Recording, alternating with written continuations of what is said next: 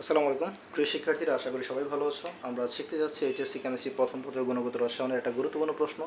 এই উদ্দীপকটা তোমরা দেখে অনেক সময় ঘাবড়ে যাও। তো দেখো এখানে উদ্দীপকে যেটা বলা হয়েছে যে উদ্দীপকের তৃতীয় লাইনের বিকিরিত রশ্মির শক্তি ও বর্ণ নির্ণয় করো। তৃতীয় লাইন বলতে এই 1 2 3, থার্ড লাইনটা 5 থেকে 2 আসছে, তাই না? তাহলে ইলেকট্রনটা উচ্চ কক্ষপথ 5 থেকে নিম্ন কক্ষপথ 2 আসছে। তাহলে এই ক্ষেত্রে আমাদের শক্তি নির্ণয় করতে হবে আর বর্ণ নির্ণয় করতে হবে।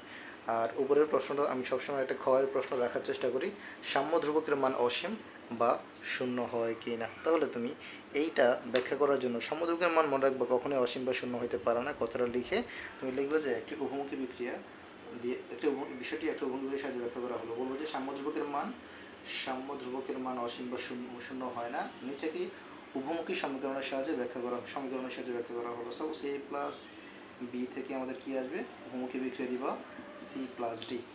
কি বলবো, একটি উভমুখী বিক্রিয়ার সাথে সাম্য ধ্রুবকের মান অসীম বা শূন্য হতে পারে না, তার ব্যাখ্যা করা হলো। আচ্ছা দেখো তো, আমরা যদি এখান থেকে কেসি বের করতে চাই, সাম্য ধ্রুবক কেসি, তাহলে আমাদের কি হয়, সাম্য ধ্রুবকের কেসির মান কি হবে, এই যে উৎপাদের মোলার ঘনমাত্রা ডিভাইড বাই বিক্রিয়কের মোলার ঘনমাত্রা, তাই না? এই দুইটার গুণফলের অনুপাতই হচ্ছে কি কেসি।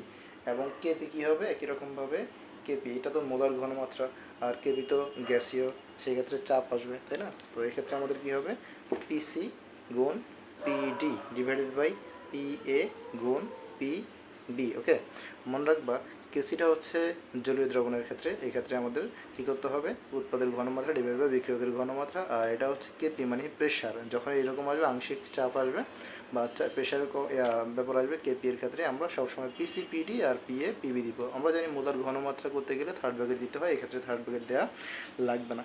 এখন দেখো, যদি কেপি ও কেসির মান শূন্য হতে হয় তবে উৎপাদের কোনো একটা মান শূন্য হতে হবে, হয় এইটা, হ্যাঁ, উৎপাদের কোনো একটা মান কী হতে হবে, শূন্য হতে হবে, এটার মান কোনো একটা মান কী হতে হবে, শূন্য হতে হবে। এখন উৎপাদের কোনো একটা মান যদি শূন্য হয়, সেই ক্ষেত্রে সাম্যাবস্থার ক্ষেত্রে কখনোই সেটা সম্ভব হবে না, উভমুখী বিক্রিয়ার সাম্যাবস্থা কখনোই সম্ভব হবে না।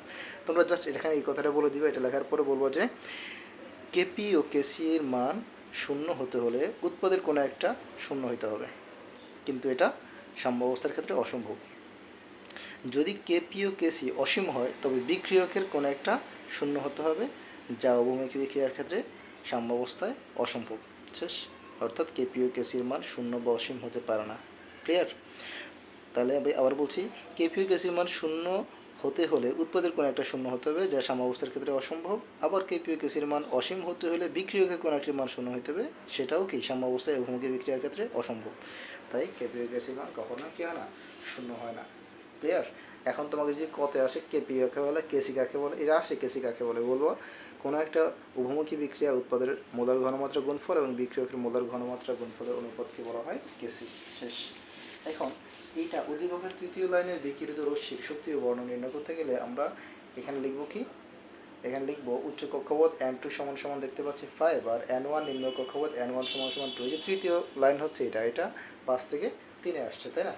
আর রিডবার্গ ধ্রুবক আমরা কিসের সাহায্যে শিখেছিলাম, 109678 সেন্টিমিটার ইনভার্স 1, তাই না? এখন তাহলে তুমি যেটা করবা সেটা হচ্ছে শক্তি নির্ণয় করতে বলুক আর তরঙ্গ দৈর্ঘ্য নির্ণয় করতে বলুক, তুমি এইভাবেই যাও, তোমার জন্য কাজটা সহজ হবে। ওকে, তাহলে আমরা কি জানি, আমরা জানি 1/λ। এখন 1/λ সমান সমান কি জানি আমরা, এই সূত্রটা আমরা সবাই মুখস্থ জানি, এটা বসাই দিবা। এখন শুধু মানটা তুমি বসে দাও, তাহলে 1/λ 109678, আর এখানে হচ্ছে 1/2 স্কোয়ার আর হচ্ছে 5 স্কোয়ার, তাই না? তাহলে এখানে তুমি ক্যালকুলেট করলে যে মানটা পাবো সেটা তুমি বসিয়ে দাও। তাহলে 1/λ হচ্ছে, আমার ক্যালকুলেটার আমি হিসাব করে দেখলাম, এখানে মান আসতেছে 23,032.38। ওকে, তাহলে এখানে ল্যামডার মানটা বের করতে গেলে আমাদের কী হতে হবে, একান্তরকরণ করতে হবে, তাই না? তোমরা এটা পারো, তারপরেও অনেকেই পারে না, এই জন্য আমি ভেঙে করাই দিচ্ছি। একান্তরকরণ এভাবে করে ল্যামডার মানটা তুমি এখন বের করে ফেলতে পারবা। তাহলে ল্যামডার মানটা তোমার আসতেছে কত, আচ্ছা এটা আসতেছে 4.3417 ইন্টু 10^5। এটা কিন্তু সেন্টিমিটার, এটা কি সেন্টিমিটার। এখন আমাদের কাজটা হচ্ছে কি ন্যানোমিটারে নিতে হবে, তাই না? তরঙ্গ দৈর্ঘ্যটা কিসে নিতে হবে, ন্যানোমিটারে। তো আমরা জানি কি 1 সেন্টিমিটার হচ্ছে 10^7 ন্যানোমিটার, তাই 3417 ইন্টু 10^5, এটার সাথে আমরা গুণ করবো 10^7, তাহলে আমাদের কত হবে, আমাদের হবে 434, তাই না? আমাদের মান কত আসবে, 434.17, 434.17 ন্যানোমিটার। তো আমরা জানি এটা দৃশ্যমান অঞ্চলের অন্তর্গত। এখন তোমাকে যদি বলতো এই বিকিরিত রশ্মিটা তড়িৎ চুম্বকীয় বিকিরণের কোন অঞ্চলের অন্তর্গত, তুমি বলে দিবা যে এই তরঙ্গ দৈর্ঘ্যটি। আচ্ছা, আমাদের প্রশ্ন হচ্ছে শক্তি নির্ণয় করা, প্রশ্ন কিন্তু এটা, হ্যাঁ। তাহলে এটা এখন মুছলাম। তারপর আচ্ছা, বর্ণও চাইছে, তাই না? তাহলে আমরা বর্ণ লেখা দরকার, তাই না? তাহলে আমরা আগে বর্ণটা উল্লেখ করি, তারপরে আমরা শক্তি নির্ণয় করব। তাহলে আমরা বলবো এই তরঙ্গ দৈর্ঘ্য দৃশ্যমান অঞ্চলের অন্তর্গত, দৃশ্যমান অঞ্চলের অন্তর্গত, যার বর্ণ, তোমরা তো এই বর্ণগুলো অবশ্যই শিখেছো, তাই না? তাহলে অবশ্যই তোমাদের যে বর্ণগুলো তোমরা তোমাদের বই থেকে পড়ে নেবে, এটার বর্ণ হচ্ছে আমরা জানি নীল। ওকে, আচ্ছা, এখন তোমাদের কথা কি, এখন তোমাকে বলেছে, দেখো এইখানে কিন্তু শেষ হয়ে যায়, হ্যাঁ। আর এই প্রশ্নটা তারা একটু বৃদ্ধি করেছে, সেটা হচ্ছে শক্তি নির্ণয় করতে বলেছে। ওকে, তো শক্তির জন্য আমরা এখন কি লিখবো, আমরা যে শক্তির সূত্র যেটা জানি সেটা আমরা আবার লিখব। আবার শক্তির সূত্র হচ্ছে আমরা জানি E = CH/λ, তাই না? তাহলে এখানে সি এর মানটা দিয়ে দিবা। সি হচ্ছে আলোর বেগ 3 × 10⁸ ms−1, তাই না?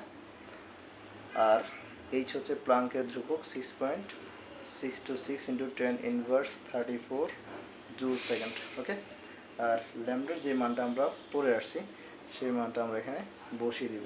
ওকে, তাহলে এখানে একটা কাজ করবো, সেটা হচ্ছে তুমি তো CH এই মানটা এভাবে লেখো, মানে 1/λকে একটু আলাদা করে নিয়ে আসো, আর এখানে লেখো CH, ঠিক আছে? তাহলে তোমার মানটা বসাতে সহজ হবে।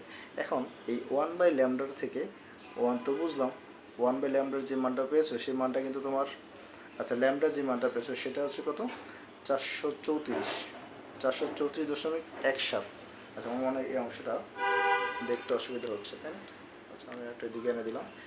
এই মানটা ছিল 434.17। তাহলে আমাদের কাজটা হচ্ছে কি, এটাকে, এইটা যেহেতু আমাদের কিসে ছিল, সেন্টিমিটারে ছিল, আমরা এটাকে ন্যানোমিটারে কনভার্ট করেছি, তাই না? এটা ন্যানোমিটারে। কারণ আমাদের কাজটা কি, যেহেতু এখানে আলোর বেগটা ms/1 মানে মিটারে আছে, তাই আমাদের এক কাজ করতে হবে, এখানে তো ন্যানোমিটার আছে, ন্যানোমিটার থেকে আমরা সেন্টিমিটারে কনভার্ট করতে গেলে কী করতে হবে, মিটারে কনভার্ট করতে গেলে কী করতে হবে, 10⁻৯ দিয়ে আমি গুণ করব। কেন? কারণ 434.17 তো ন্যানোমিটারে ছিল, তাই না? তাহলে আমার দরকারটা কি, আমার দরকারটা হচ্ছে ন্যানোমিটার থেকে মিটারে নেওয়া। কেন মিটারে নেওয়া? কারণ এখানে এই যে সি এর এককটাও ms/1 মানে মিটার এককে আছে, আবার এইটাও আছে সেমভাবে জুল সেকেন্ড মানে SI এককে। এই জন্য এটাকে মিটারে নিতে গেলে আমার কী করতে হবে, আমরা জানি 1 মিটার হচ্ছে 10⁻৯ ন্যানোমিটার। এই জন্য সাইড নোট দিচ্ছি, যেহেতু 10⁻৯ ন্যানোমিটার = 1 মিটার, তাই না? তাহলে এখানে তো মান আরও আছে, সি এর মান হচ্ছে কত, 3 × 10⁸, আর এইচ এর মান 6.626 × 10⁻34। তাহলে এখানে তোমার আলটিমেটলি যে মানটা পাও সেই মানটা বসাই দিবা। তো হিসাব নিকাশ করতেছি, তুমি তোমার মতো করো। আচ্ছা, যা পাও এখানে মানটা বসাই দাও, এত জুল। এই পুরো হিসাব করলে যা মান পাওয়া যাবে তত জুল। ওকে, এখন বুঝতে পেরেছো? তাহলে যদি তোমাকে কখনো শক্তির কথা বলে, তাহলে তুমি যে কাজটা করবা সেটা হচ্ছে এই CH/λ, এগুলো যেহেতু মিটার এককে, তাই এখানেও ওই যে এটা ন্যানোমিটারে নিয়েছো, তাই 10⁻৯ দিয়ে গুণ করে এটাকে মিটারে নিয়ে যাবো, ঠিক আছে? তো এই হচ্ছে কথা, সোজা কথা। 1 মিটারে যদি আমার কি হয় 10⁻৯ ন্যানোমিটার হয়, আর 1 সেন্টিমিটার কি হয় 10⁻7 ন্যানোমিটার হয়, ব্যাপারটা তোমরা জানি, এই আর কি। তো ধন্যবাদ সবাইকে।